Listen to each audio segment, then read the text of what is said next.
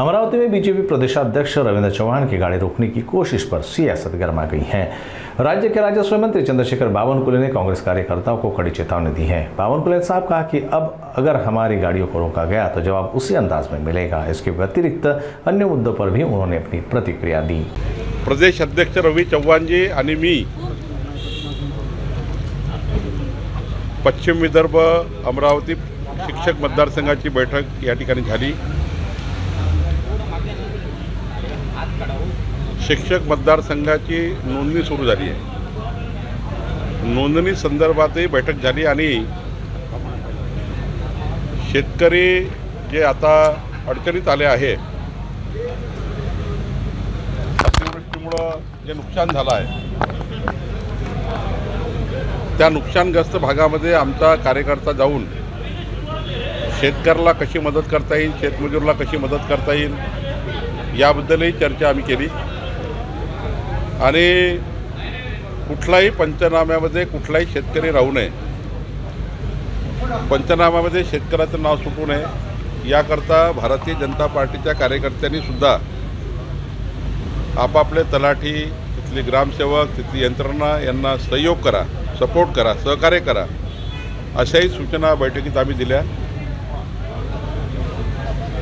आणि या विभागामध्ये खास करून यवतमाळ, महागाव या विभागामध्ये जी पूरहानी झाली आहे त्या पूरहानीमध्येही आणि अमरावतीमध्ये सोयाबीनला जो रोगराई आली आहे, येलो मोजॅक वगैरे मोठ्या प्रमाणावर आला आहे। मी आता तिवस्यामध्ये होतो, तिवस्यामध्ये मी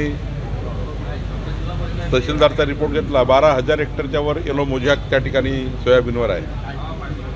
हाही एक विषय घेऊन आज बैठक बोलवली आणि या बैठकीमध्ये आमच्या पदाधिकारी कार्यकर्त्यांनी शेतकऱ्याच्या शेतामध्ये कोणतेही पंचनामे शिल्लक राहणार नाही याकरता पुढाकार घेण्याचं ठरवलं। ई-केवायसी होत नाही आहे, सर्व डाऊन आहे, त्यामुळे शेतकऱ्यांना ई-केवायसी मोठा प्रॉब्लेम होतो। मोठ्या प्रमाणावर पंचनामे अपलोड होणं सुरू आहे, त्यामुळे केवायसी होण्याचा थोडा प्रश्न निर्माण झाला आहे। पण IT विभागाशी आम्ही बोललो आहे, कालही मी IT विभागाशी बोललो, परवा मी दिवसभर मंत्रालयामध्ये होतो।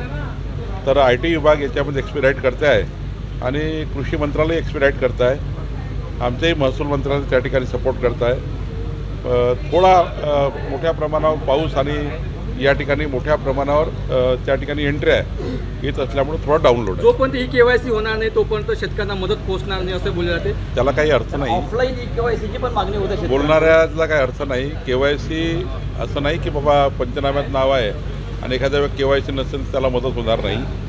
ते केवायसी तर करून घेऊ, नसेल तर मग त्याचा काही वेगळा निर्णय करू।